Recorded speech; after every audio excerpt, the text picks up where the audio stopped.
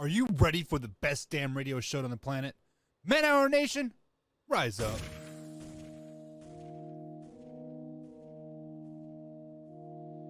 You don't want to be every time, no. I would like to personally welcome you to Man Hour After Dark. Say that thing. While I bring you the host, Mike, Buck, and Cone. You know what's coming to the stage. Sports talk than what you about to hear right here. I second that. Go.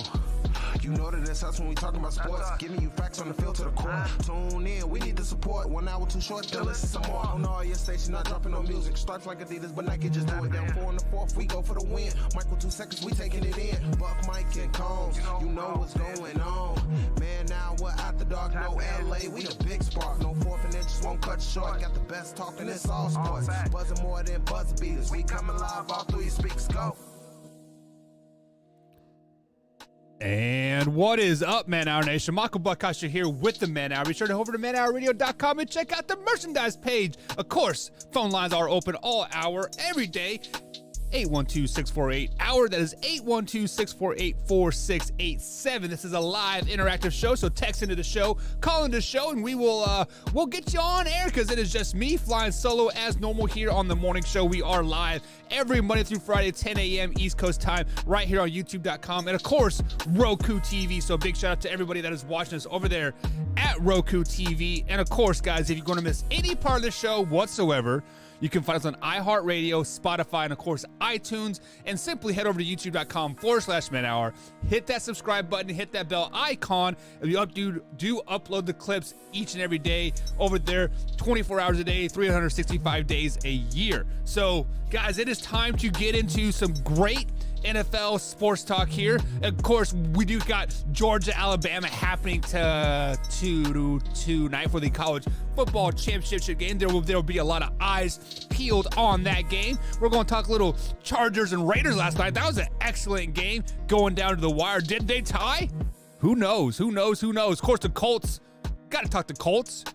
We love controversy. We got to talk about the Colts. We got to talk about the Miami Dolphins. It is Black Monday here in the NFL, and the names are starting to come firing in here. Matt Nagy has been fired. The Dolphins head coach Flores has been fired as well. Of course, we do have openings in Raiderland, possibly opening, meaning that internship should become a full-time job there, but we will get into that later in the show. Got the Jaguars opening, many more guys openings, but like I said, if you are new here, consider subscribing to the YouTube channel, youtube.com/manhour. Hit that bell icon.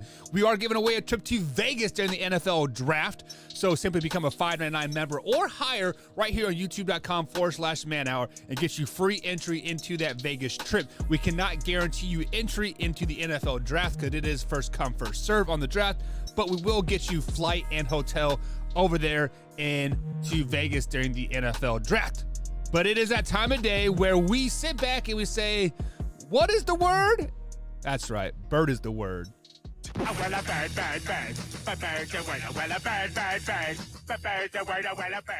And today's word, guys, is it's going to be petty because my man John Hoffey over there, the baseball lackey himself, he did our Major League Power Rankings last year for us. He sent us our little group chat that we have with like all the hosts and everything. And the city of New York is suing the football franchises of the New York Giants and the Jets because they are using the word New York and they do not play in the city or in the state of New York. So if you guys don't know, the Giants and Jets play in New Jersey. It's East Rutherford, New Jersey. You know, New Jersey is about the size of a large city, basically. And and really, who wants to play in the city of New York? New York is a complete crap hole. But when we look at this broad picture, basically, guys, the state of New York is hurting for money. So they are trying to think of any petty-ass way to get some money into their pockets, and they're suing NFL franchises, the Giants and the Jets, for $6 million a piece for not properly using their name. They have New York in their name, and they're suing them, and they say, you know what? We need some of that revenue back. So the word of the day is definitely petty, because this is as petty as it gets, guys. Let's just be flat out honest. Why is a city or a state? He just said New York, so I'd assume it was a city, but let's just make it broad term. Let's say it is a state. Why would a state be suing a NFL franchise for $6 million? Like, if they're hurting that bad for money, just ask for it. Like, hey, you guys, can we have $6 million because, we have totally blumbered this COVID thing and everything else, and, you can rob us now and we're not sending anybody to jail, so crime rate's going to go screw the whatever. The word of the day is definitely petty. New York, you are petty.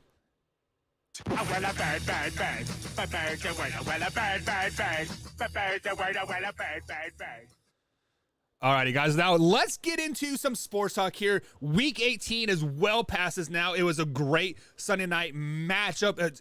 Heck, Week 18 was probably one of the most exciting weeks of all of football, because the AFC had so many storylines that could happen. If this team would win, these three teams would get into the playoffs. Like, if these teams would tie, nobody would make the playoffs. It was absolutely crazy and absolutely very, very exciting if you are a average sports fan, or even if you're a diehard sports fan. Hell, even if you are a passive NFL sports fan, it was very, very exciting for this Week 18 matchup. So we were on last night for a little bit, my Combs and myself. Combs is live every Sunday through Thursday at 8 p.m. East Coast time over here at youtube.com/man hour. So we are giving you guys 10 live episodes a week over here at youtube.com/man hour. And of course on Roku TV as well, because, work-life balance. Yeah, whatever, right? We'll get into that later. But there were very, very simple ways that you could get into the playoffs and secure your spot, and that's just win and you're in, right? Win and you are in. And that's exactly what the Indianapolis Colts had to do. They had to win, and they were in the playoffs. They had to play the abysmal Jacksonville Jaguars. The Jaguars had nothing to play for at all. If they were to win, they could possibly lose that number 1 overall draft pick that they were getting ready to have. So they had no reason to win this game or even go out and play the game with heart and passion. But that's exactly what they did. The Jacksonville Jaguars came out and played well. Trevor Lawrence looked like a number 1 overall pick, like he should after 17 weeks in the NFL, right? And then the Colts. Guys, the Colts shit the bed in this one. Let's just be flat out honest about this. The Colts, all they had to do was win, and they were in, and they could not beat the Jacksonville Jaguars. The Colts ultimately ended up losing to the Jacksonville Jaguars. I believe it was 24-11 was the final score. And they're out of the playoffs. They are out of the playoffs because they shit the bed. The Colts are 0-7 every time that Jonathan Taylor does not rush over 100 yards in this game, or in the season, I should say. 0-7 when he doesn't rush over 100 yards. He had 75 yards in this game. So by de facto, right, the karma and everything aligned and made it perfectly that the Colts were going to lose this game. That's just the way it is. The Colts were going to lose the game because they didn't rush over 100 yards in this game. Now, when we sit back and we look at it, and we always like, who do we blame for these losses? Who do we blame for this, and this, and this? And when it comes down to it, I think we have to blame the coaching staff of the Indianapolis Colts. They traded for Carson Wentz. I think Carson Wentz is a top 15 quarterback when used properly, right? And that's not throwing the ball 40 times a game. That's giving the ball to Jonathan Taylor 20 times a game and then throwing for about 30 times a game, that 50-50 balance almost. But sometimes I feel like the coaching staff feels like they have to really push this Carson Wentz thing on us, and they basically wanted Carson Wentz to go out and throw for 500 yards in this game. They wanted him to throw for 4 touchdowns in this game, and that's not who Carson Wentz is at the end of the day. Carson Wentz is a top 15 quarterback, but he is a game manager. He is like an Alex Smith-esque type of guy. He is not going to go out there and win you a lot of games, but he's not going to lose you games either. However, Carson Wentz did lose this game for the Indianapolis Colts, but ultimately the Indianapolis Colts are knocked out of the playoffs. They will not be in the postseason here in 2022, and everything has to fall back on the coaching staff and Carson Wentz at the end of the day. So when we know these stats that Jonathan Taylor, when he rushes for over 100 yards in a game, the Colts haven't lost a game this season. They are 0-7 when he doesn't rush for 100 yards. So, well, now they're 0-8. So why are we putting the ball in Carson Wentz's hands to win the game? Why are they doing that? Because when they run the ball, they are a Super Bowl caliber team. When they flexed on the New England Patriots earlier this season, and Jonathan Taylor had a fantastic game. When I watched that game back, the Colts versus the Patriots, I'm like, man, this Colts team is very, very dangerous. They are a team that is going to go out there and wreak havoc in these playoffs. Well, they're not in the playoffs now, but if they would have simply stick to the game plan from, week 6 on, they would have been in the playoffs. They would have been in the driver's seat in the AFC. I mean, not the driver's seat, but they would have been my Super Bowl favorite, I think. I have them going to the Super Bowl preseason because of the addition of Carson Wentz, Jonathan Taylor, that offensive line, the great offensive line that they are. I mean, yes, they had riddled with injuries earlier this season. Hell, the first, 6 weeks, they were 1-5, I think it was. And they had problems finding themselves. Jonathan Taylor was hurt. The offensive line was riddled with like injury. Carson Wentz had double sprained ankles. T.Y. Hilton wasn't in. It was a mess for them. They turned it around. They turned it on, but ultimately they shit the bed at the end of the day. The Colts had an 81% chance, guys, of making the playoffs. 81% chance to make the playoffs, and all they had to do was beat the abysmal Jacksonville Jaguars, and they would have been in. They would have been in the playoffs. Wow. Steelers would have been out? Well, maybe, right? But, wow. It is crazy to me to think that the Colts just shit the bed like that. So we do have some text coming in to the text line here. Guys, the text line, as always, is open, 812-648-HOUR. That is 812-648-4687. The Colts should fire their coach. Okay. Wow. I don't think the Colts should fire their coach at all. Yes, they are historically starting slow the last 2 seasons with Frank Reich, right? They are. They lost the play. They made the playoffs last season, but they lost in the first round to was it the Titans? Maybe. No, the Ravens beat the Titans last year. I can't remember who they played. It had to have been the Bills, right? So they made the playoffs last year. They lost to the Buffalo Bills last year. This year they would have made the playoffs if they just would have ran the ball. But when you start off the season slow, and you have to play the way they played, and when the Colts are healthy, they might arguably be the best team in the NFL. So to fire Frank Reich after this, bluster of a last game here. Now, don't overreact, Texture. That's false advertisement. Don't freak out like that. Next Texture comes in and says, "How about those Bills?" Is that Alpha Rob over there? Is Alpha Rob? Drop it up in the text line, Alpha Rob. No, but guys, the Bills did play great. They had 9 sacks last night. The defense flexed on them. Of course, it was the New York Jets, but hey, we'll get into that later in the show. But yeah, I don't know, guys. But coming up here on the Man Hour, we have Way or No Way with my man Beastie Combs. So guys, be sure to head over to manhourradio.com. Pick up yourself some Beastie merch. It is nice. It is fresh. We got hoodies, got long sleeve t-shirts, got beanies. It is cold as hell here in southern Indiana. I got the space heater on right here on the on the desk because my studio is cold right now, guys. It is for reason.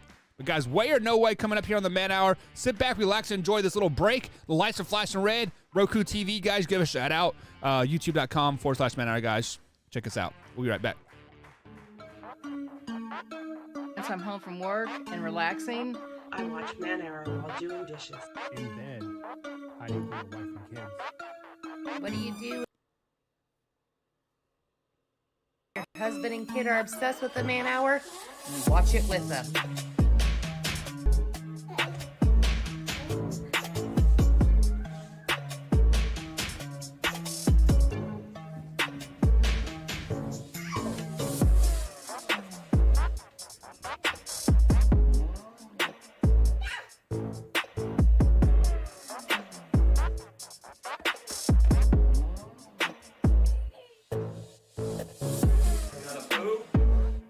Watch the Man Hour. Check it out.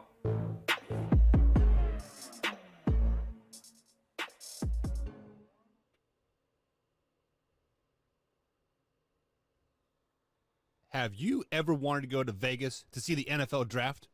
Well, now you can. Simply head over to youtube.com/Man Hour, click on that join button, become a $5.99 member or higher, and you get free entry. Simple as that. So head over to youtube.com/Man Hour and hit that join button. You won't regret it.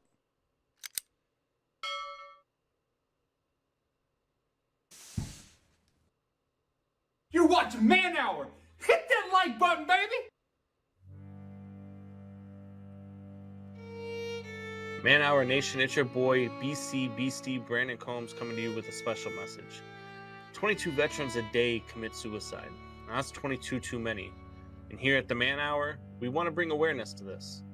Our brothers and sisters deserve our support and our help. With the Take 22 merch, it's a small opportunity to show our appreciation and support to our veterans and take a small step to ending veteran suicide and treating PTSD properly. Every dollar spent on our Take 22 merch will be donated to the cause. So Man Hour Nation, rise up and show your support.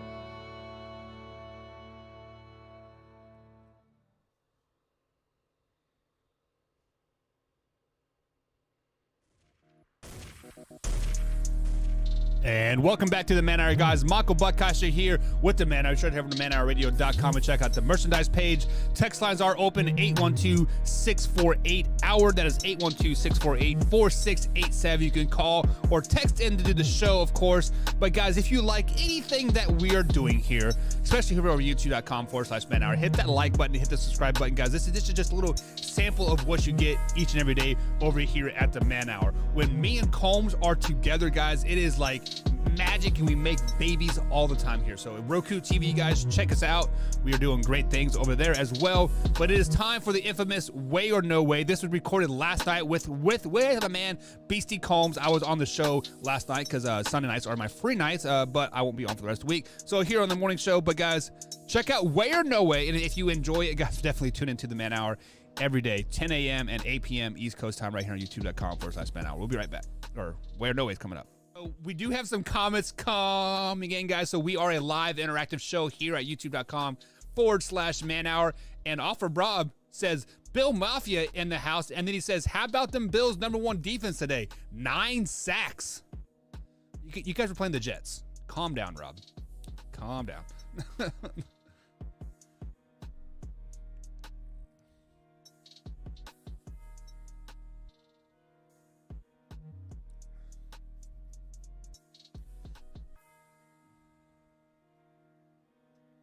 Bills, look, they needed the win to go out and win their division. They needed a win to secure their spot in the playoffs. They needed the win, and they did what the Colts couldn't do, and they went out there and they won against a team that was inferior. Right. So kudos to the Bills for going and taking care of business. Kudos to the Bills for everything that they got. They've got and they said you got me muted right now. No, you don't. Drew just hard of But- hearing. So the Bills are the team that I picked to represent the AFC in the Super Bowl. And I'm not backing off of that pick. My picks are still alive. And I still feel good about my picks, even though it's the Bills versus the Cardinals. I still feel good about my picks. Yeah, so let me ask you this question, Combs. Did you watch that? Did you at least get to watch the highlights of that game? That play, yeah. So that play by Josh Allen where he broke like 2 potential sacks and he was getting sacked and he like jumped and threw the ball into a touchdown for, I believe it's to Stephon Diggs. That was by far one of the best plays I have seen in a very, very long time. That was a man's throw, and that's why people love Josh Allen, because he is a beast and cannot be brought down very easily. So I will give you that, Alpha Rob. Your boy Josh Allen will be the reason why you guys make it or don't make it to the playoffs. It won't be the defense. It won't be the receiving core or coaching staff. It is all Stephon Diggs, Josh Allen, if they make it. I see you out there, Alpha Rob. You say about the Jets who almost beat Tampa. Look, you could say that about anybody. Look, the Detroit Lions. The Bears must be the best team in football then. They were 2-0 against the Detroit Lions this year, and the Detroit Lions just beat the Green Bay Packers. Yeah, I told you. You really can't go by that logic because it's any given Sunday. You go by, what the teams do. Look, the Jets absolutely could have beat Buffalo today. It could have happened. We watched it with the Jaguars in the Colts. Yeah. And so there's no given, especially this year in the NFL. There's absolutely no given. And the parity in the league is absolutely insane. These might be the best playoffs we have ever seen. The playoff matchups in the first round of the NFC that are already set are insane. You got the Rams and Cardinals. You've got the Cowboys and the 49ers. I mean, just two, first of all, a division rival. Then you got the Cowboys and Niners who just hate each other. Yeah. Hello, 1994, right? Yeah. These are going to be some great, and both of these teams their fan bases love living in the 90s still. Yeah. These are going to be some fun games to watch this next coming weekend. And I just realized this weekend we've got a Monday night wild card game. Yeah. First one ever. That's stupid. I'm sorry, but that's stupid. Yeah, because now you got a wild card team who goes in and it could even be a division winner, whoever is playing on that Monday night game. They play on Monday night and then have to play on whether it's Saturday or Sunday the following week. It'll be a Sunday. In the divisional game. It'll be a Sunday game. Says who? It depends on who you're playing against, the 1 or the 2 seed, right? The competition committee probably say, you know what, this will be a Monday night or Sunday night game. Then the competition, if I'm the winner of the Monday night game, why am I the only team that only has 6 days of rest instead of 7? To me, I just don't understand. It's all about the old mighty dollar at the end of the day, Combs. Would you rather have a wild card game on Saturday morning or Saturday afternoon at 1 o'clock, or a Monday night game? I'd rather have a Saturday triple header and a Sunday triple header. It's the playoffs. That's what we have every single freaking year. Wow. Every year until now. That's what we have. Instead, now we got a double header Saturday, triple header Sunday, and 1 game on Monday. It's stupid. Well, it is time to get into something else, Combs. It's time to get into the best segment of the week. Are you ready? It is. It is the best segment of the week. I am always ready when it comes to way or no way. No way. Yes way. All right, so this is our favorite segment of the week. This is way or no way. Guys, you guys know how it works. I come up with some topics. We tell you whether it's a way or a no way. Simple as that. You ready, Buck? I am always ready, bub. All right, guys, play along in the comments. Way or no way? The Rams will win the NFC, and the Chargers will win the AFC, and 2 teams will host a home game in the Super Bowl. I don't even have to think about this. No freaking way, because for one, we saw the Rams struggle Sunday night, Combs. For whatever reason, they do not play well at home, and they will have a home game in the playoffs, and they're probably going to lose that home game in the playoffs just because I heard that 49er crowd, and I thought we were at Levi Stadium there, Combs. Like, I thought the San Francisco 49ers were at home. Hell, the Rams had to go silent count in the fourth quarter because the 49er crowd was so loud. There is no way that the Rams will not win a playoff game, let alone make the Super Bowl. So no way that we are going to have a Charger-Ram Super Bowl, 2 home teams. No, not going to happen. All right. I'm also going to go with no way because I don't think that the Chargers or the Rams are going to be there. I think both teams lose in the first round. If the Chargers even make it, they still got to win this game tonight in order to make it. I don't think the Rams are going to get past their first game. Like you said, they struggle at home, and they're playing against a team, the Arizona Cardinals, who are much better on the road than they are at home. They're 8-1 this year on the road. So I absolutely think that the Rams get beat in the first round. I have the Cardinals in the Super Bowl. I'm sticking with my picks, so I'm going no way here. No way. Yes way. That last guy kind All of right, sounds Bucks. like Trump. No way. Well, that's George. That's George Carlin. Yeah. He was sounds drunk like, all the time. No, Trump. It sounds like Trump. Oh no, it was no George Carlin. I love that guy. But anyway, sticking with playoff theme here, there is no team in the NFL that is a favorite in this postseason. Way or no way.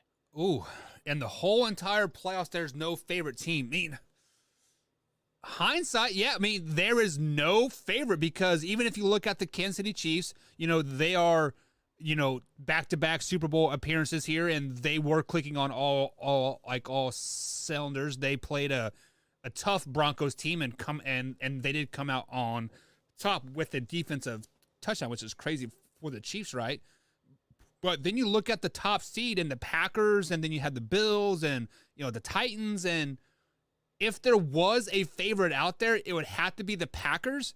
And we know the Packers will lose in the NFC Championship game, right, Combs? So, no, I don't think we have a legitimate favorite this year in the NFL playoffs. And that's what's going to make it so freaking exciting. Hell, it would not surprise me. I said this on the morning show, I believe it was on Wednesday.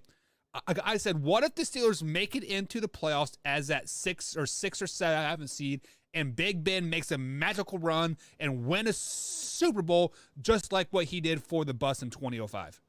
That's what's going to happen. Yeah. Steelers are the favorites. Let's be honest about that. Yeah, it's absolutely insane. I wouldn't have a favorite in any game by more than 3 points in this first round. Not one. Not even Tampa Bay versus Philly. I don't have one team winning by more than 3 points because I think that the parity in this game right now is the best we've ever seen it. And whether it's the Bucks and Eagles, whether it's the 49ers and the Cowboys, whether it's the Rams and Cardinals, you're going to have Kansas City versus could be against the Chargers, could be against the Raiders, could be against the Steelers. You're going to have those matchups, and I can't pick any of those teams to win by more than 3 points. I just can't do it. And that's never been a thing in the NFL heading into the playoffs. They've never been so close that you don't say a team, hey, look, this team last year we said, you know what, probably Bucks and Chiefs. It's probably what it's going to be, and that's what it ended up being. This year, you can't even give me a probably Bucks and Chiefs. You can't give me a probably Titans versus the Green Bay Packers, who are the 2 number 1 seeds. You can't do that because these teams are so evenly matched that if you asked me to pick a favorite right now, I'd probably look and lean towards the Tennessee Titans. Right. And that's a team that has shocked the hell out of me. When they lost King Henry, I thought their season was over. I thought their season was kaput. I thought they were going to be just like the Ravens. I thought they were going to find a way to bounce out of the playoffs after starting out the season so hot. It's either 8-1 or 8-2. And King Henry goes down. I thought they're done. Not only do they still hang on to the number 1 seed in the AFC, now they get King Henry back. So as much as I don't think that there's a favorite in the league, if you forced me to pick one, I would go with the Tennessee Titans. And if you forced me to pick one, I'm going with the Dallas Cowboys.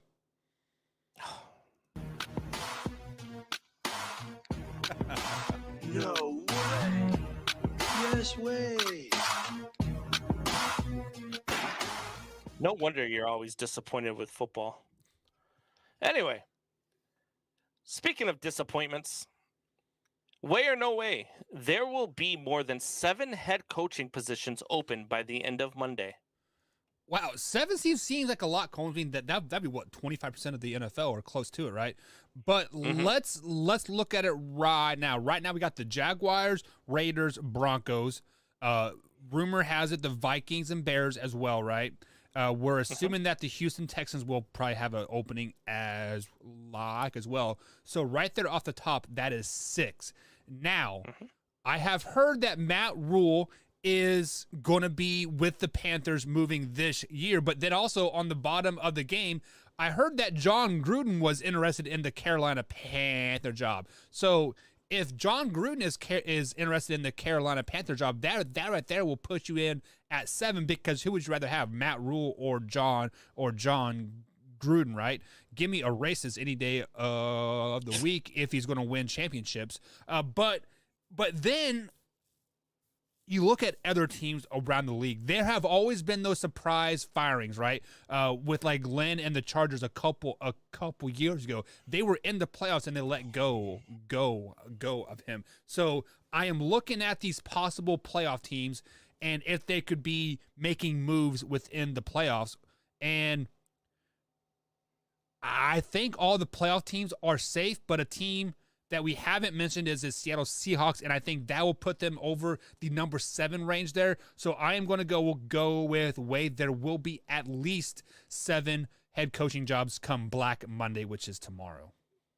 I'm going to go with Wade too. I'm not going to lean the way that you went. A small disclaimer, like they say on TV, the thoughts and opinions of Mike Buck are not necessarily the thoughts and opinions of every host on the show. So I don't think you can't hire John Gruden. Not after the way it ended with Vegas, not after all the stuff came out with the emails. I mean, look, I spent the entire show on Thursday talking about how stupid it was that the Redskins had to change their football name but didn't have to change their ownership because of who he is as a person. I don't think that John Gruden is a possibility. There are a couple of possibilities out there that I could see opening up. The Denver one did not surprise me. I thought Fangio could be out. The Giants spot could be opening up. I would venture to say that the Baltimore Ravens spot could be opening up. The Seattle Seahawks spot could be opening up. Those are some positions that I see opening up. I think we could have about 10 coaching changes this offseason. And that's a ton. Yeah, that's a third of the league. That is a ton. And if you think about it, the parity that we have in the NFL and then this many job openings, would some of those job openings be warranted? I mean, I could see the Ravens, but they also went to the playoffs the last 3 years as well. So they were 8-3 and dropped their last 6, and their head coach decided to go for 2 instead of play for overtime, not once but twice, right, and lost both games. You also lost your starting quarterback for the last 4 or 5 games of the season as well. So you could chalk that up to them as well. And like I think that will give the Baltimore Ravens like a pass, to be honest. Yeah, I don't know. I would not be shocked to see John Harbaugh is out at Baltimore. I ventured to say I can't remember if you were on here with me or somebody. I said, wouldn't it be something if they replaced John Harbaugh with Jim? Yeah, so Jim Harbaugh goes to Baltimore, and then John Harbaugh gets hired on as the Michigan coach. Wouldn't that be something? Yeah. or Jim hires John to stay on as an OC or something. It'd be a hell of a Thanksgiving dinner. I'll tell you that much. That would be weird. But no, I think it's a way. There is going to be more than 7 head coaching positions. No way. Yes way.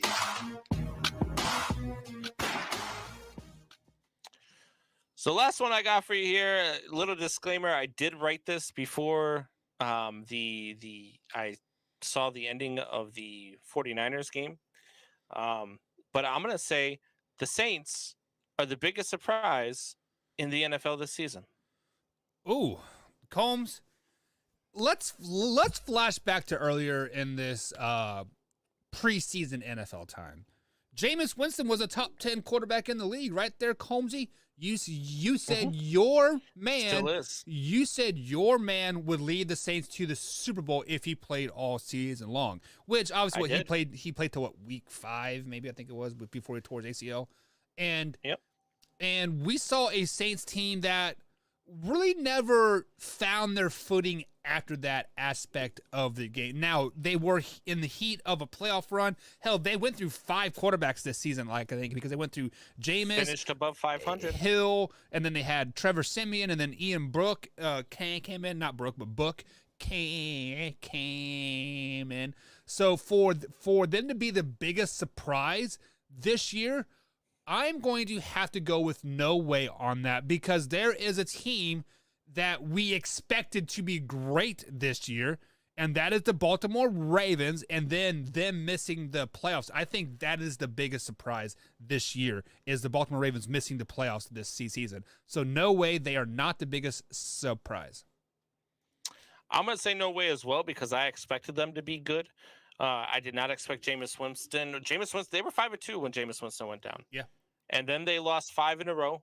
They played tough with the Falcons and the Titans. Then they got their nose rubbed in the dirt by the Eagles, Bills, and Cowboys before winning 4 of their last 5, including a game in Tampa Bay. This team, it didn't surprise me that they were above 500, which, by the way, I really hope that Torrey has ordered his last dab so that he could do the last dab challenge. But I believe that if Jameis Winston had stayed healthy, this team would have been fighting for a number 1 seed with the Green Bay Packers, and this team would be fighting for a Super Bowl late in the playoffs. But I digress. They are not the biggest surprise. Cincinnati Bengals are absolutely positively the biggest surprise in the NFL this year. What? Pete, look, we expected them to be good. We expected them to be better than what they were. We expected them that they were going to take a step forward with Joe Burrow being healthy for a full season, and they did that. And Joe Burrow didn't play today. Joe Mixon didn't play today. They were without a lot of their starters today. They ended up losing, so they dropped from the 3 seed to the 4 seed because the Bills won. But this team is pretty damn good. And this team is one of those that nobody really wants to see heading into the playoffs.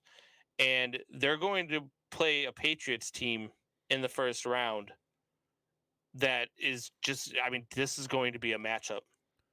This is going to be a matchup. Mac Jones, who's been dubbed in New England as the saving grace since they lost Tom Brady.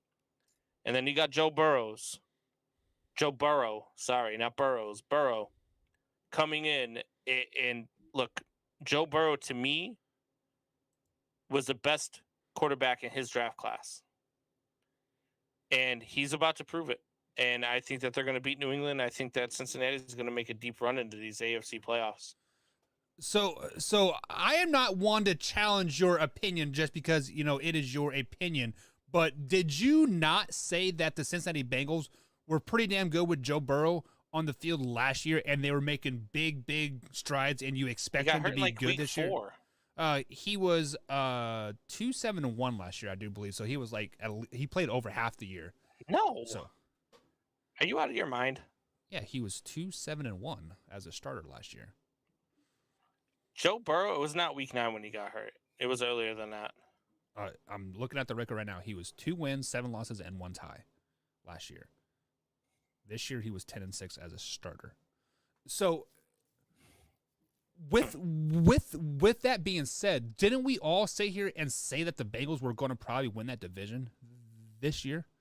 And we expected them to be in the playoffs and maybe a Super Bowl playoff hunt? No, I don't think anybody picked them to. I don't think anybody picked them to win the division. I don't think anybody picked them to be in the playoff hunt. I mean, I'm pretty sure we all picked the Ravens to win the division. I picked the Browns. I'm pretty sure. Yeah. Which Well, is you know what? I picked the Ravens. I picked the Browns to be better. I didn't even have the Bengals in the playoffs. Really? Okay. Oh, No. so okay. That feels like such a long time ago, even though it was like 3 months ago. But damn. But yeah. So, Bengals were most improved. They went from Joe Burrow went from 2 wins to 10 wins. So that's definitely a huge jump, and he could have probably easily got 11 wins if he would have played this week. But Combs, we are up against a break, and let's go ahead and jump into the comments here before we go to the next break here. Drew says the Giants said they will be sticking with Judge, which actually we should, because this is Joe Judge's first year, right? So it's dumb to fire a first-year head coach. It depends on who you have to take over. Is it dumb to fire Joe Judge if you can go out and you can entice Jim Harbaugh to come? Is it dumb to fire a head coach like Joe Judge if you can go out and get the right guy to lead your team for the next 5 to 10 years, because Joe Judge probably isn't that guy? I don't know. There is a reason Joe why you Judge pulled immediately enters next season on the hot seat. Don't all non-playoff coaches enter in the hot seat once they come into the end of the year almost? No, not necessarily. I mean, you got to figure if John Harbaugh retains his job in Baltimore, that he's not on the hot seat immediately heading into Baltimore, because if they retain him, it's because they believe it was because Lamar Jackson went down that they missed the playoffs. Yeah, and then Alpha Rob comes back and said the Cardinals did do it. So, I can't remember who the Arizona Cardinals coach was, but he was a first-year head coach, rookie head coach. They had Josh Rosen as their quarterback, and they let the coach and Josh Rosen go after that first year. Wasn't that Arians? I'm not for sure. But they did draft Kyler Murray that year and picked up Cliff Kingsbury as well. So, yeah. Hindsight, that's a great pickup, but Cliff Kingsbury has a losing record in college and will ultimately have a losing record in the NFL. So take it as you will. And Drew says Zach deserves comeback player of the year. Zach, who? I think he meant Joe Burrow, maybe. Oh, I don't know. Joe Burrow, yeah, absolutely. I would put Joe Burrow as a comeback player of the year. If to me, Joe Burrow's your MVP. Joe Burrow has similar numbers to Aaron Rodgers. Joe Burrow did it with the Cincinnati Bengals. And look, to me, that is the definition of MVP. What they were without him last year to what they are with him this year, Joe Burrow, to me, should be number one in the MVP balloting right now over Aaron Rodgers, over Tom Brady. He's got better numbers than Tom Brady. Yeah. This year is the so he said Zach should be coach of the year. So that's Zach Taylor should be coach of the year. Yeah, probably. Means Zach Taylor should probably be coach of the year. I don't know who else would really deserve it unless it's the Raiders intern head coach if he makes the playoffs. Yeah, you got to make a case for Bill Belichick in that situation because of what the Patriots are, the fact that they were competing for their division when in a year where they were expected not to be. You've got to look at, you got to look at the. Trying to think of teams off the top of my head. You got to look at the Chargers head coach. You got to look at Sean McVay a little bit. I would also look at Sean Payton. Look at the job Sean Payton did. I mean, he still had his team at 9-8. I feel like the coach of the year has to make the Zach Taylor defense. The Rams were expected to make the playoffs, especially they had. Chargers don't make the playoffs. I think that kind of cancels out their coach as well. So I mean, like I think Drew's right. I think Zach Taylor does get it in the end. Okay. But all right. You know who is not going? Dan Campbell. Me. Dan Campbell. Dan Campbell. All right, guys, we are up against the break, and we'll be.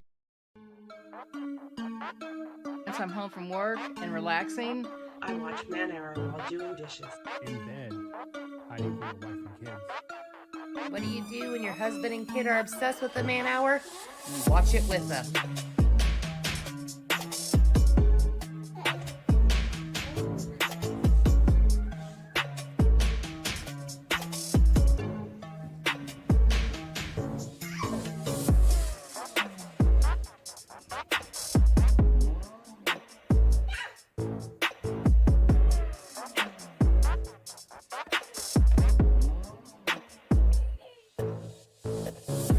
Gotta poop?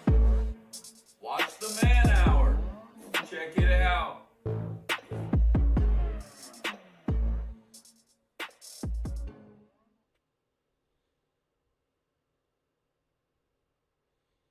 Have you ever wanted to go to Vegas to see the NFL draft? Well, now you can. Simply head over to youtube.com/manhour, click on that join button, become a $5.99 member or higher, and you get free entry. Simple as that. So head over to youtube.com/manhour and hit that join button. You won't regret it.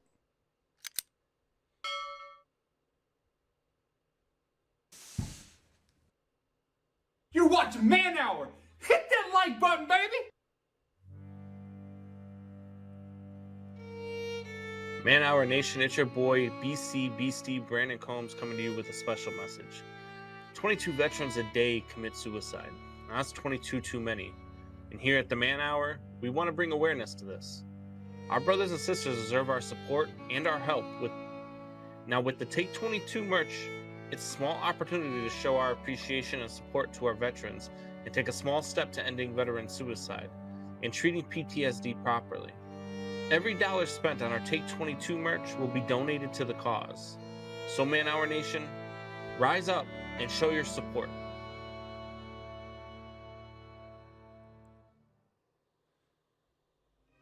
Mike's thoughts.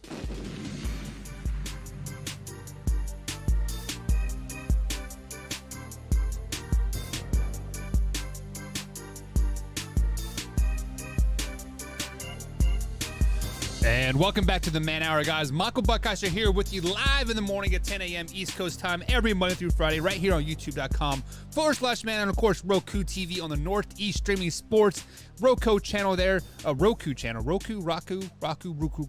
It's Roku channel over there, guys. So be sure, if you're watching us over there, guys, be sure to leave that channel a ranking, preferably 5 stars, but just let them know what you think of over there. This is all new to us here over at Man Hour, so we're trying to give you guys the best visual aspect of any type of show that you could possibly have, and quite frankly, sometimes I think I do a pretty damn good job. So hopefully you guys are enjoying us here. If you miss any part of the show whatsoever, you can find us on iTunes, Spotify, of course, iHeartRadio.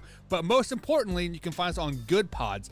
So you can download the Good Pods app, search for Man Hour Sports Talk, and you can rate each episode. So if you like one episode more than the other, get that episode a 5-star, get the other one a 4-star. But you just give us an honest ranking, guys, over there. Let us know how we are doing, and of course, you can find us all on the old Twitter machine at @manhour_Buck, at @manhour_Combs, at @manhour_Tori, and of course, you can find the actual radio or the show Twitter at man_hour_radio over there on the old Twitter machine. Of course, the phone lines are open here at 812-648-HOUR. That is 812-648-4687. Feel free to text into the show your comments or concerns, or you can talk trash too. The phone lines are on all day, 24 hours a day, 7 days a week, 365 days a year. Or if you want to talk on the show, give us a call. Call in 812-648-HOUR. Once again, that's 812-648-4687. So, guys, we had Way or No Way with my man Beastie there. And, of course, we talked a little bit of Colts there. The Colts lost. So, the playoff picture is starting to take shape here, right, for the AFC side of things. The Colts are out. So, basically, now just the Steelers have to win and hopefully not hope for a tie in the Raiders-Chargers games to get into the playoffs here. And, guys, the Pittsburgh Steelers and Big Ben Roethlisberger pulled it off last night versus the Baltimore Ravens. In overtime, Big Ben basically held the ball all overtime. I believe it was over for like 9 minutes. They had the ball and they drove down and they kicked an ultimate game-winning field goal to win the game 16-13. So Big Ben is now is alive in the playoffs. Obviously pending tie for the Raiders-Chargers game. We'll talk about that next here. But as it stands right now, Colts lost, Pittsburgh Steelers win, so they are in, right? They are in as that number 7 seed. And I said it Wednesday show here, is that what kind of historical storybook writing would this be for Big Roethlisberger to sneak into the playoffs as a 7 seed, win that Super Bowl, and then right off into the sunset? And that is exactly what is shaping out to be here. But we're not going to talk too much into Big Ben right now. We have to wait until all this plays out here in the show. Of course, we got hour number 2 coming up very, very shortly here.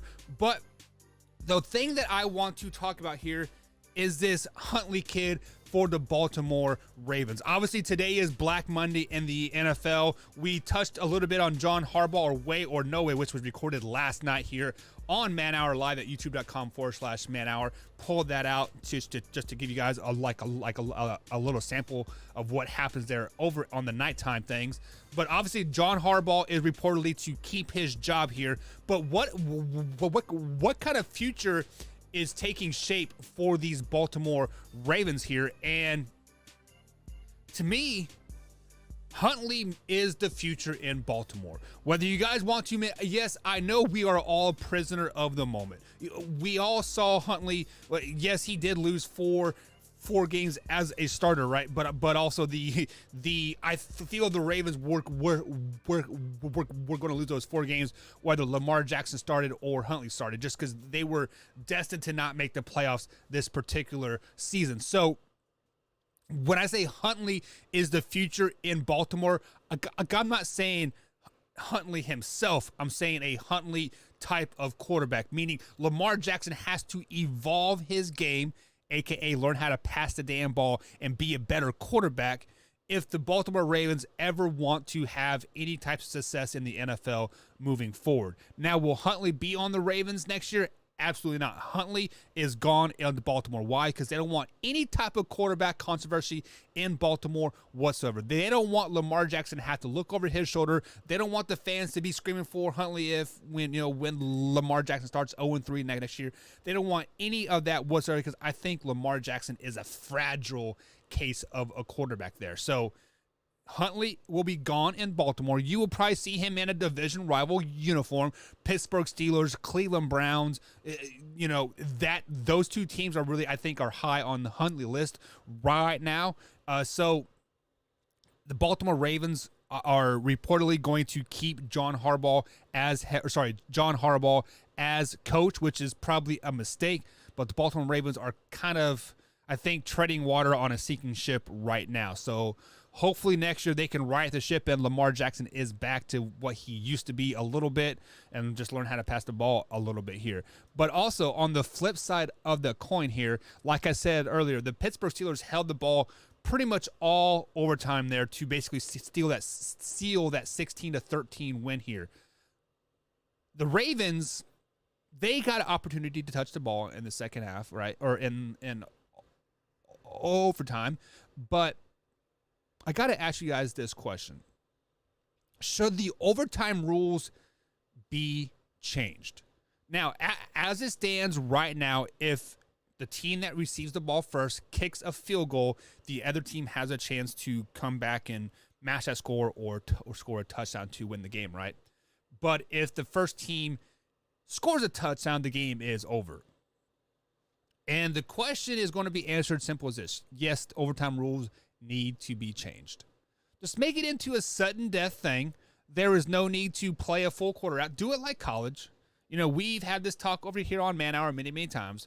Do it like they do in college. Place the ball at the 25 yard line, and you have four plays to score, right? Or if you want to make it into a kicker duel, make it into a kicker duel, right? Like, hey, we both start on the 20, make it like a hockey shootout, right? Meaning you line up the kickers and, the first first one to make it and the next one to miss it, the game's over just like that. So overtime rules suck. I'm going to flat out say right there, overtime rules suck. It's just the way it is. Change it a little bit, but we're not here to discuss that too much today. But the Pittsburgh Steelers did beat the Baltimore Ravens 16-13. Ben Roethlisberger does now have 53 game-winning drives in his career. That is second tied with Drew Brees and Tom Brady. So, wow, big props to big Ben for that. Another game-winning drive and definitely into a very historic career here. But as it stands right now, we don't know if the Raiders and Chargers are going to tie or not. Of course, if you guys watch the show, you know what happened.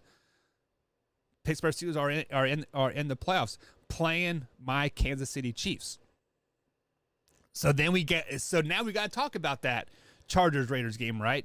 Basically, the Pittsburgh Steelers are in the playoffs if these teams do not tie. We talked about it last night, how these teams should kind of just take a gentleman bet and play to like a tie.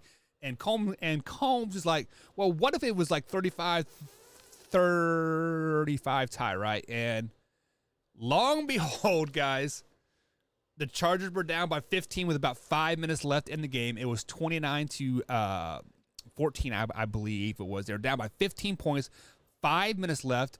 And Justin Herbert went on a mission. Justin Herbert looked like a professional quarterback that he is. He looked like an MVP caliber quarterback, orchestrating a 15-point comeback in 5 minutes. There was about 19 seconds left on the clock. He threw that game-tying touchdown. Wow. Great, right? Okay, so we are going into overtime. Right, so both teams exchanged field goals in overtime. There's about 20-some seconds left, and the Raiders are driving. And when I say driving, that means they're basically running the ball to run out the clock. It is a 32-32 tie running out the clock, and I feel you could look at the Raiders' sideline, and they were pretty much saying, "Hey, we're just going to run the clock out. Let's both go to the playoffs. Let's have a grand old time." Right? Everything's looking good. Everything's looking peachy. But then Brandon Staley, Chargers head coach, calls a timeout. Dude, what are you doing? Raiders have no timeouts left. They are content of just running out the clock and ending in a tie.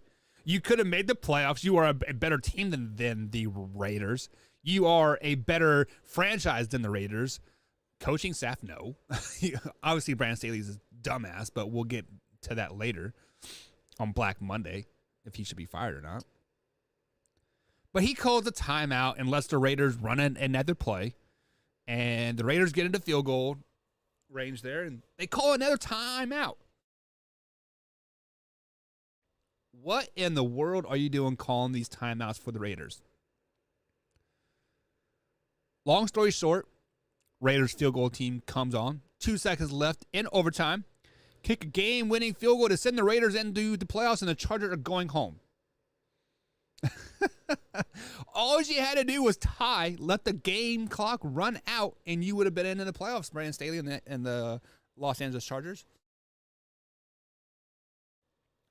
You guys would have been dancing into the playoffs. Justin Herbert would have got his first playoff game, right?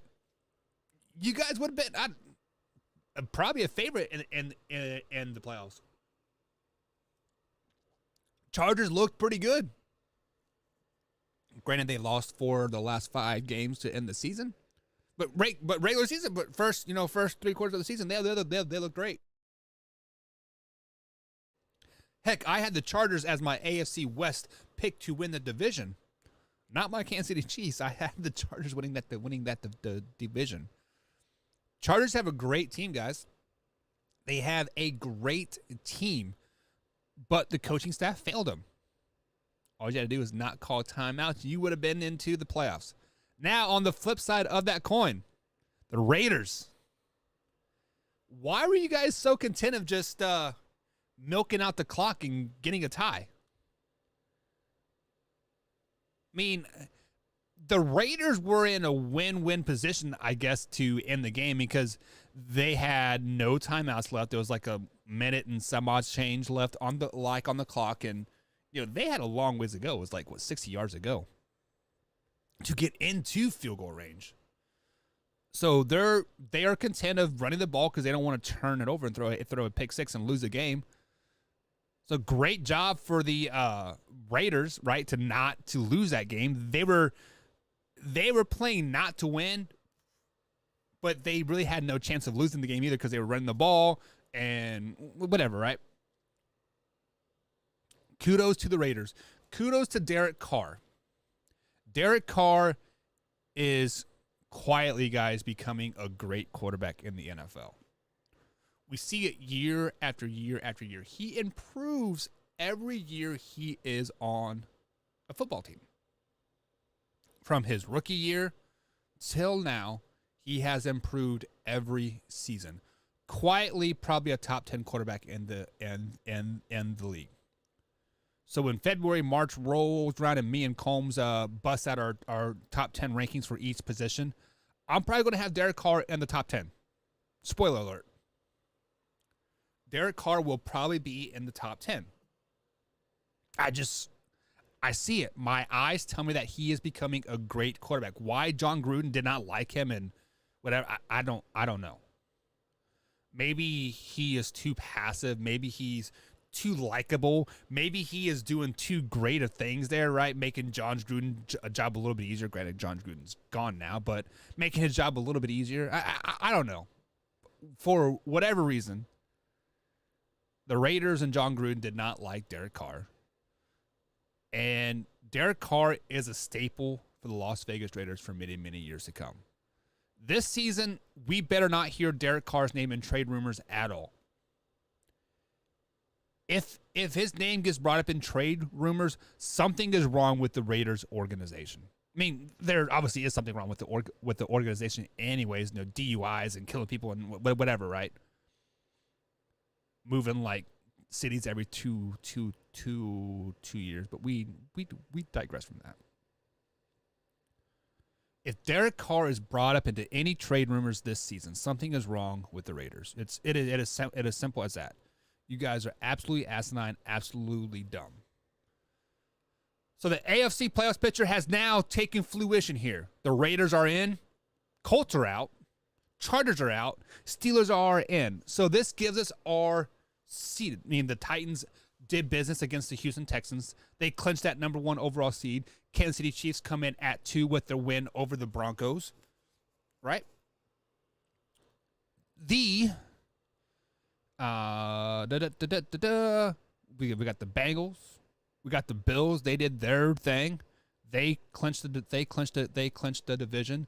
So here's the AFC matchup that we have moving forward here, guys. We had the Pittsburgh Steelers traveling to Kansas City to take on the Chiefs. We had the Patriots traveling to Buffalo to take on the Bills. And we had the Raiders taking on Cincinnati Bengals in Cincinnati. Those are some great slate of games. Very, very nice slate of AFC games. So we sit back and we look at it and we want to say, who is the most dangerous team in the AFC? There is no dangerous team in the AFC. A team that I don't want to play, the Pittsburgh Steelers. Pittsburgh Steelers are playing on borrowed time. When a team is playing on borrowed time, they are a very, very dangerous team. Look at the 2005 Pittsburgh Steelers when it was the Buses last season. Ben Roethlisberger came in week 2 or week 3 to take over for Tommy Maddox, if I'm not mistaken.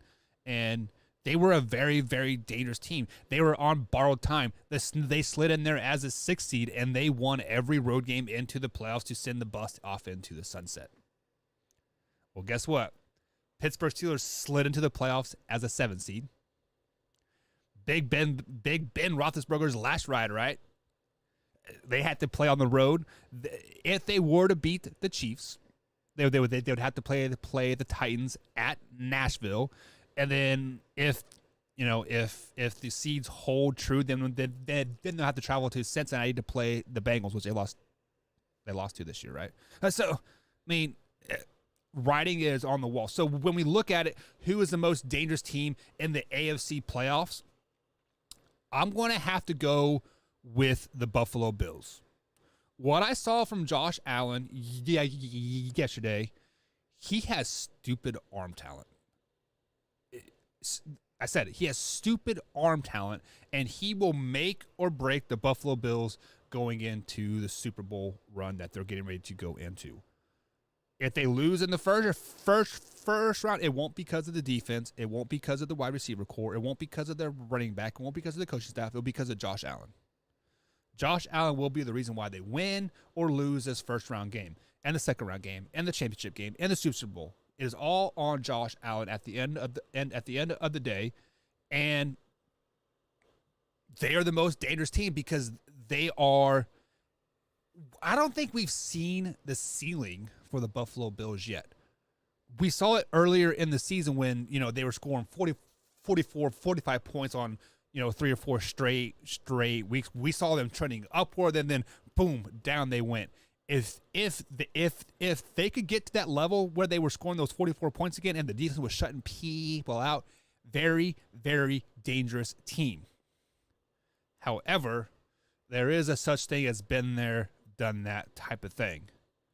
The Cincinnati Bengals have not been to the playoffs since 1991, if I'm not mistaken. Raiders are historical floppers in the playoffs. Buffalo Bills, historical floppers in the playoffs, right? 4 lost Super Bowls in a row, and then losing the Kansas City Chiefs last year, right? The Patriots, you know, they have the historical run that they've had, 7 Super Bowls in 10 years or whatever, right? The team's still intact, great defense. Pittsburgh Steelers, historical good in the playoffs like as well. And you have the Kansas City Chiefs. So if I was a betting man to the team that is going to come out of the AFC, it's not going to be the Bengals because they're so freaking bipolar. It's not going to be the Raiders because we don't know. They're just not a good team, right? They might be able to upset the Bengals, but they would not be able to beat, you know, the Chiefs or the Patriots, right? If they had to play those two teams, because they play the next highest seed, right? Buffalo Bills, I don't have faith in them because, like, I do like Josh Allen. I do think he does great things in Buffalo, but at the end of the day, what have you done for me lately, right? New England, I don't think they're quite there yet. They had a very, very bad game versus the Miami Dolphins, which Flores just got fired on Black Monday here.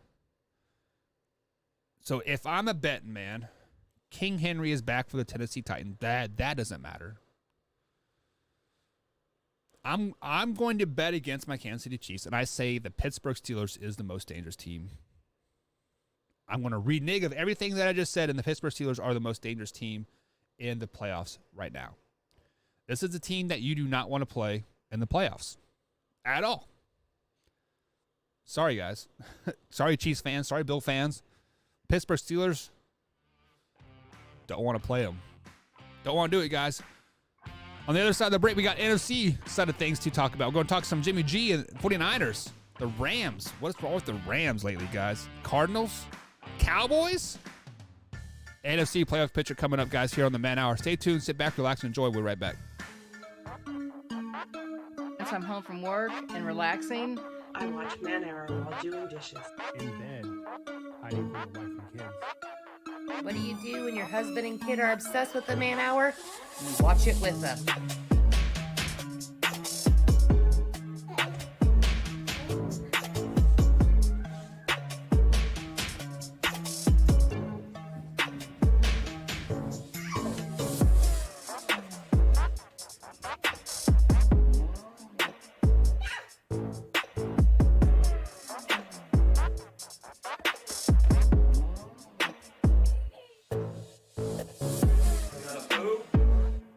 Watch the Man Hour. Check it out.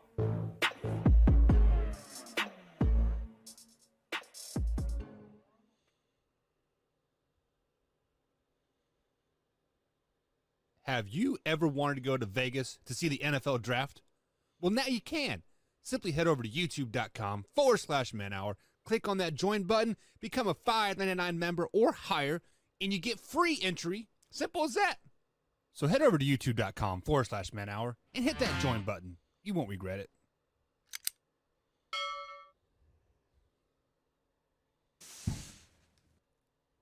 You're watching Man Hour. Hit that like button, baby. Man Hour Nation, it's your boy BC Beastie Brandon Combs coming to you with a special message. 22 veterans a day commit suicide. Now, that's 22 too many. And here at the Man Hour, we want to bring awareness to this.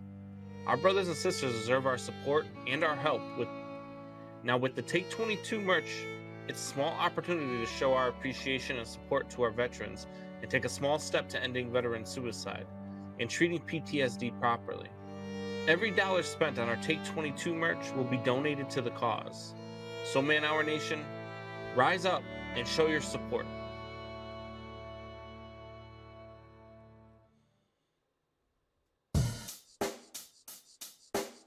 Check the mic and make sure it sound right, boys.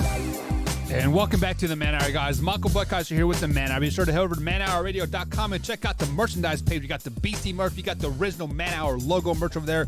We got book bags. We got hoodies. We got joggers. Everything you could possibly need to outfit yourself in Man Hour gear, it is over there at manhourradio.com. If you guys have missed any portion of the show whatsoever, you can watch full, or you can listen to full episodes on iTunes, Spotify, of course, iHeartRadio, but most importantly on Good Pods. Download that Good Pods app. Search for Man Hour Sports Talk and leave each episode a ranking that you listen to. Of course, share this with a couple friends as well. If you just want to watch a little portion of something, like a little bit of this, a little bit of that, I do upload the clips every 3 hours over there at youtube.com/Man Hour. So if you just want to watch a little section of Way or No Way, or if you want to watch our take on Henry Ruggs or Lamar Jackson or this, or this, guys, we have so much content over there at youtube.com/Man Hour, guys. Check it out. Be sure to hit that subscribe button and hit that bell icon, because we do upload clips every 3 hours over there at youtube.com/Man Hour. Of course, right here on the morning show at 10 a.m.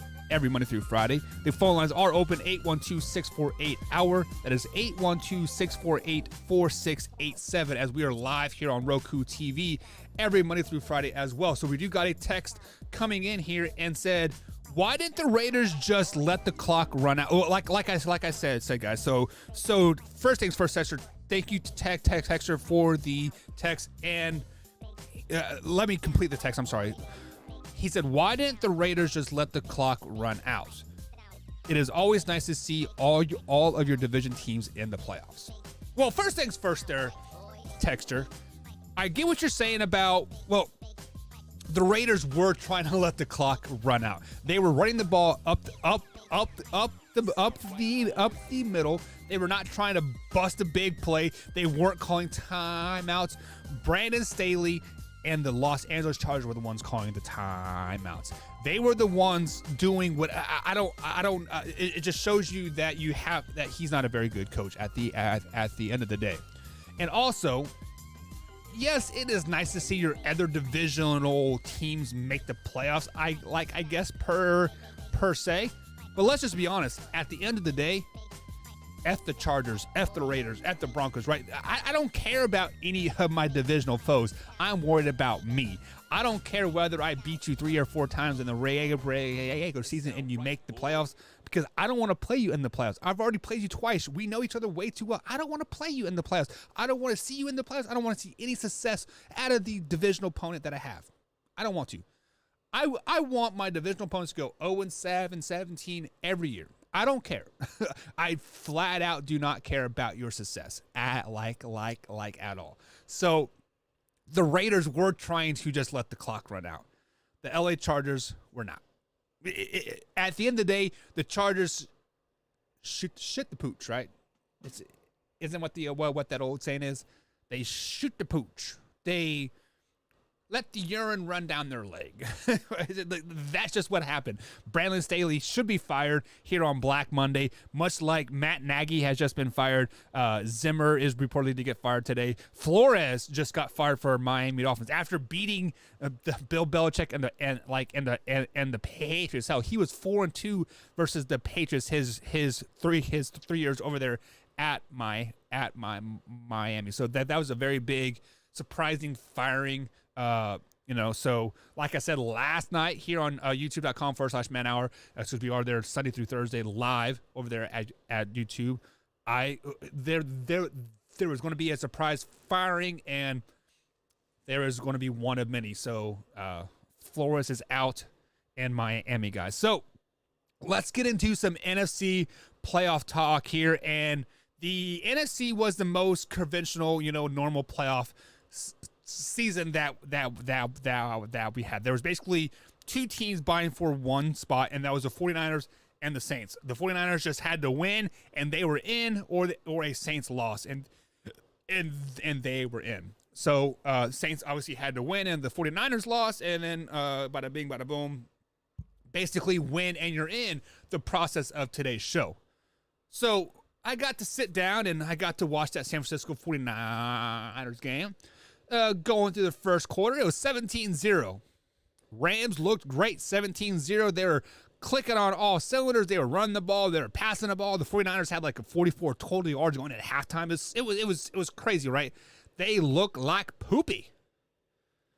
So passively watching the third quarter here, I'm getting up, doing some housework, prepping with Combs for the Sunday night show that like we were getting ready to like do, and what we're going to talk about, and way or no way, and would you rather, and all that good stuff. And then lo and behold, Jimmy G comes back. Jimmy G and Deebo Samuels and that whole 49ers defense, they were starting to click. Next thing you know, guys, we have a tie ball game. I believe it was 24-24, right? We're going into overtime. 49ers go down there and kick a field goal. Matthew Stafford and the Rams get it back. Odell Beckham Jr. running wild down the sideline and picked to end the game. 49ers win, come back from 17 points down to lock in their playoff spot there. What the 49ers are sitting at, I believe it's a 5 seed now, right? They will be playing the Cowboys in that first round. That's a great matchup. We'll probably talk about more of these matchups tomorrow here on the Man Hour, 10 a.m. East Coast time, right here on youtube.com/Man Hour. Of course, Roku TV. When we sit back and look at this, many people speculated that Jimmy G would be, let me rephrase that. Jimmy G would be out at the end of the season, whether regardless of the San Francisco 49ers' success or not. Jimmy G is pretty good when he's healthy. When he's healthy, he has never lost to the Rams. Jimmy G, as a 49er, has never lost to the Rams when he started that particular game. What, he's 7-0 now, I believe. Crazy stat, right? The almighty LA Rams that are trying to buy themselves a championship can't even beat the lonely, crappy 49ers, right? All season, all offseason, we heard Jimmy G is out after this season. We won't be surprised if Jimmy G finishes the season because Trey Lance is the future, right? Well, me and Mr. Wyatt Williams, we were out at our one of our sponsors that we do a live show at. No, we used to do a live show at, and we're prepping for the show for that night. And we saw a news bulletin comes across the screen, and it says Jimmy G signs a 2-year extension with the San Francisco 49ers. Okay, but the biggest thing there was no trade clause. So obviously, reading between the lines, the 49ers were locking in their guy to train because they knew they were going to draft Trey Lance at the particular point. They knew they were going to draft a quarterback one way or the other. They wanted to lock in their guy for 2 years, teach this young quarterback how to be a professional because, all rookie quarterbacks should sit on the bench, and mold him into a Patrick Mahomes and fruition and Aaron Rodgers, and bada bing, bada boom, he is there, right? But after all that controversy, after all this speculation of the offseason, and the season that Jimmy G has had, there should be no reason why the San Francisco 49ers should ever dream of trading Jimmy G right now. He has led them to the Super Bowl. Last year, they had, 25 injuries within like a 3-week period, right? Everybody on the starting lineup was out at some point, but yet they were still in a playoff hunt. Granted, they did not make it, but they were still a game or two out of the playoffs, and they could have easily made it into the playoff hunt. They made it to the playoffs again this year. They are a dangerous playoff team. The Dallas Cowboys do not want to play the San Francisco 49ers at all. They don't. So when we sit back here and we look of Jimmy G traded in the offseason, this, and this, Trey Lance to the future, get Jimmy G out of there. You guys are, stop. Stop it. Jimmy G is there to stay in San Francisco. Jimmy G is your guys' next Steve Young. Jimmy G is your next Joe Montana. Will he be that great? No, but he will be a staple in 49er history for many, many years to come. The only knock on Jimmy G is he can't stay healthy, and this year too, he had that torn ligament in his thumb, but he powered through it. He is going to get some rest and hopefully be ready to hand the ball off versus the Dallas Cowboys. Right. The only thing stopping the San Francisco 49ers right now is the play calling. The play calling needs to understand what their MO is, and that's to run the freaking ball with Debo and Mitchell and who is the other guy that they run the ball? I don't know. I'm not a huge 49er guy, but run the damn ball versus the Dallas Cowboys, and you have much success. Jimmy G trade talk, stop it, guys. It's dumb. It's over with. Cut it out. Get it out of here. So, with that being said, do you guys remember earlier in the season when I said the 49ers were a Super Bowl away? They were a play calling away of being the next great dynasty. You guys understand that the 49ers are still just 3 years removed from a Super Bowl, right? Counting this year. They were beating the Kansas City Chiefs, 24-10 or something to that effect, and then, of course, the Chiefs come alive and ultimately end up winning that Super Bowl, giving Patrick Mahomes his $1 billion contract, right? $1 billion. But if the 49ers would have won that Super Bowl, granted, we're not going to try to change history. The injury still would have happened, but they could very easily make it to the playoffs or to the Super Bowl this year. And long behold, guys, we are talking about the 49ers making 2 out of the last 3 Super Bowls. They could easily win the Super Bowl this year. They are the most dangerous team in the NFC. They are the team that you do not want to play. The San Francisco 49ers are the team that you do not want to play in the playoffs. Dallas Cowboys have their hands full. Dallas Cowboys is a team that you guys do not want to play. Like I said, we'll talk about that more tomorrow and Wednesday. We got a whole week to talk about that game. But on the other side of the coin here, Matthew Stafford shit the bed. Matthew Stafford gave up a 17-point lead versus the division foe. Matthew Stafford threw a game-ending interception to let the 49ers into the playoffs. Luckily, the Seahawks handled business and, knocked down the Arizona Cardinals, and then the Rams ultimately still won the division, which I believe that's Matthew Stafford's second division win ever. Championship ever, I should say. But me and Combs sat here on Man Hour just a couple weeks ago, and I believe the title segment is Matthew Stafford the most underrated quarterback ever? And me and Combs agreed that he was definitely the most underrated quarterback in recent memory. Right? Just because, look at it, we saw the teams that he had in Detroit. We saw what he was doing in LA and having much success. But flash forward 2 weeks here, And I'm going to have to renege on what I just said. Matthew Stafford, he is who we say he is. Take a quote from Denny Green, right? They are who we thought they are, or whatever, right? He said. Matthew Stafford is not underrated. If anything, Matthew Stafford might be overrated. When we look at it, yes, he had great stats with the Calvin Johnson, right? He had that. Him and Calvin Johnson had that record setting year for most yards as a receiver, right? He had great connection with Cooper Kupp all season, right? I get it. I get it. But when it's crunch time, Matthew Stafford team seems to crumble.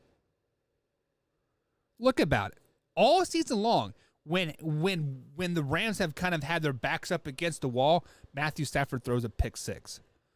When it is a must-win situation, they get blown out.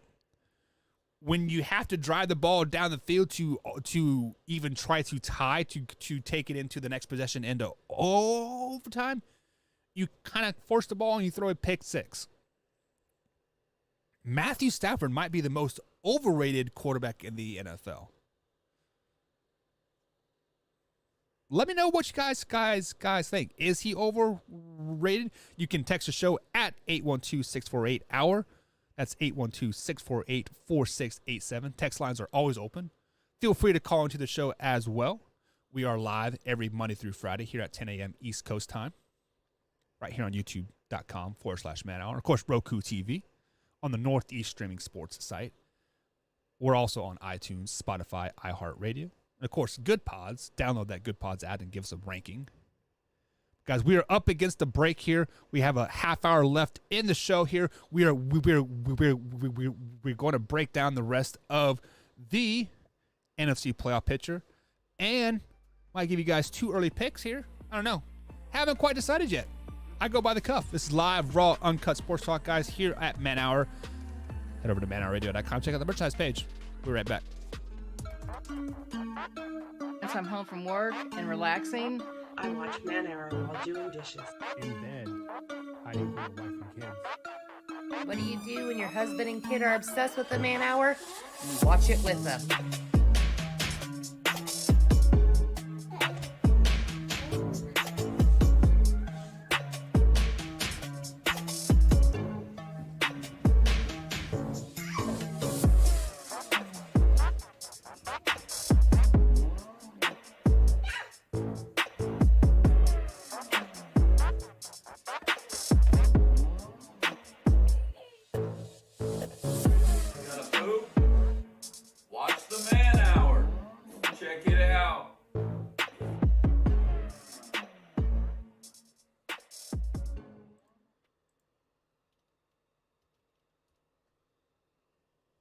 Have you ever wanted to go to Vegas to see the NFL draft? Well, now you can. Simply head over to youtube.com/manhour, click on that join button, become a $5.99 member or higher, and you get free entry. Simple as that. So head over to youtube.com/manhour and hit that join button. You won't regret it.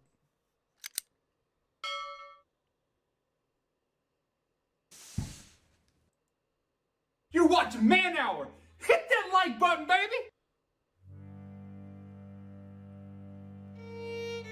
Man Hour Nation, it's your boy BC Beastie Brandon Combs coming to you with a special message. 22 veterans a day commit suicide. Now, that's 22 too many. And here at the Man Hour, we want to bring awareness to this. Our brothers and sisters deserve our support and our help with the Take 22 merch. It's a small opportunity to show our appreciation and support to our veterans and take a small step to ending veteran suicide and treating PTSD properly. Every dollar spent on our Take 22 merch will be donated to the cause. So Man Hour Nation, rise up and show your support.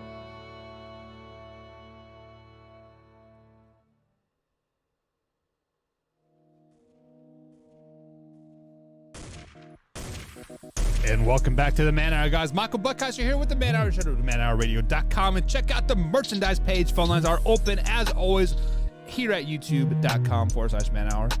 and of course on Roku TV. The phone number is 812-648-HOUR. That is 812-648-4687. Text lines are sponsored to you by Skull Candy Original Headphones, so be sure to head over to skullcandyoriginal.com and use promo code MANHOUR at checkout to save yourself, guys, 20% at checkout. Then this texture comes in here on the Skull Candy headphones, said, but who do you got for the NCAA championship game tonight? You know what? I hope it ends in a tie. I mean, obviously it can't end in a tie, but I am so sick of the SEC bias. Yes, I am a Kentucky Wildcat fan because I'm married into it. And when you're married, guys, you know you support your wife's team, right? But I am so sick of the SEC. I'm not even going to lie. I want Alabama to lose. I dislike Georgia because of their fans, right? I have a couple buddies that are Georgia fans, and they're all, oh, Georgia, rah, rah, rah. But give me Georgia tonight. I want to see Georgia win because Nick Saban has never lost to Georgia. I believe he's like 7-0 versus Georgia since he's been at Alabama. And I'm so tired of Alabama winning all the time. Like, sorry, Bama fans. Like, I'm tired of you guys winning all the time. I know my man E is a huge Bama fan. Man, hopefully that tide rolls right into the Bulldogs' mouth in it. I want it to be a very, very ugly game too. I don't want it to be, 45, 40 score. I want it to be 3-2 score, 7-3. I want it to be the ugliest possible championship game ever, just so we get tired of this SEC bias. I'm so sick of the SEC. Sorry, SEC. Like, I know you guys are the staple of college football, and you're bringing in all these schools to make your own conference, and you're going to next the NCAA, and you're going to have your own championship. Like, I get it. Everybody wants to be a part of the SEC because they see you guys doing big things. But let's just be honest. Give me Georgia. I don't know. 37-30 will be the final score. Alabama will play great. Bryce Young will look great. Bryce Young will probably be the number 1 overall draft pick in this year's draft, even though Bama's quarterbacks always flop in the NFL for some reason. But yeah. So give me Georgia Bulldogs 37-30. I think they have the revenge. Georgia's a damn good team, guys. I've had the opportunity to watch them 3 or 4 times this particular season, and their defense is gnarly. It's very, very gnarly, and they're even missing some of their best players because out with like charges and stuff that we talked about that earlier in the NCAA season here. But 37-30, Georgia Bulldogs win. Yeah, that's all I got. But thanks for the texture here into the Skull Candy headphones text line, guys. Head over to skullcandyoriginal.com. Use promo code MANHOUR at checkout, and the text lines are 812-648-HOUR. That is 812-648-4687.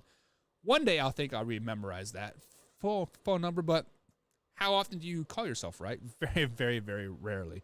But guys, we have talked the AFC playoffs. We've talked how the 49ers won their way into the playoffs here. So if I could pull back up my seedings, where is it at? I got too many tabs open. All right, so there we go. So obviously, guys, we've talked the AFC playoffs. We named the teams that are in there. The Packers have clinched the number 1 seed in the AFC or the NFC last week, so they didn't even play this week. But we have a matchup of the Eagles versus Bucks, 49ers versus Cowboys, and Cardinals versus Rams. The Cardinals and Rams will be that Monday night game. So if you guys are interested in watching wild card game on Monday and then hearing hearing people bitch that they only have 5 days rest because they got to play Saturday, we'll watch that game. That's going to be a fun time here. But when we look at these games, guys, does this not have 1996 written all over it? We had the Packers, 49ers, and Cowboys all in the playoffs, right? The 49ers versus Cowboys playing in the first round. The winner of that could possibly be playing the Green Bay Packers in the second round. This has everything written all over it. And then you have sprinkled that nasty orange Tampa Bay Buccaneers team in there a little bit. Guys, the NFCs have 1996 written all over it. But I want to talk a little bit about the San Francisco 49ers game versus Dallas Cowboys games briefly. So, obviously, guys, the 49ers got into the playoffs by beating the Rams. But the 49ers defense, or offense, is going to throw the Cowboys defense some fits. This is the most dangerous matchup for the Dallas Cowboys that they could possibly have in this first round matchup. If you look at all the other teams that they could have potentially played, the Eagles, the Cardinals, or the Rams, no, they could have only played the Eagles, Cardinals, and the 49ers, right? So this is the team that they did not want to play. This is the team that the Dallas Cowboys did not want to play in the first round. Why, you ask? Because of the way the 49ers have been running the ball as of late. The way the 49ers are on a mission from God. To quote the Blues Brother there and John Belushi, whatever his name is, right? We're on a mission from God. The 49ers are on a mission like the Pittsburgh Steelers are. They are on a mission to ride the back of their running backs, Debo Samuel, Mitchell, and is Williams the other running back? I can't even remember the other running back's name. But their running game is going to throw the Dallas Cowboys defense some fits. We'll break down this game further tomorrow. We're going to break down each and every wild card game in depth. I'm going to do my notes tonight and get it all written out so we can break it down tomorrow. But guys, the Cowboys are in trouble. They're in trouble. So super wild card weekend, guys, is upon us. NFL playoffs is upon us. Our first Monday night wild card game ever is upon us. Matchups again: Steelers versus Chiefs, Patriots versus Bills,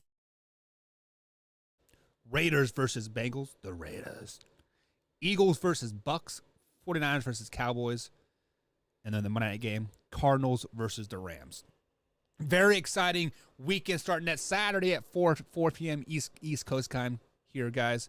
We're probably going to do some live reaction shows over the playoffs as well. So if you guys enjoy that kind of thing, head over to youtube.com/manhour and, tune into those reaction shows. Last time we did it, Soup Boss had a great audience, had like 5,000 viewers. So guys, tune in, enjoy, have a great time. But speaking of having a great time, guys, I've had a great time with you guys tonight or today. It is time for me to get to work. So as always, guys, Man Hour Nation, rise up. We'll see you tomorrow. I'll be better prepared tomorrow as I try to improve myself each and every day. I got the hiccups now. We'll be back, guys. Have a good day. Bye. Are you ready for the best damn radio show on the planet? Man Hour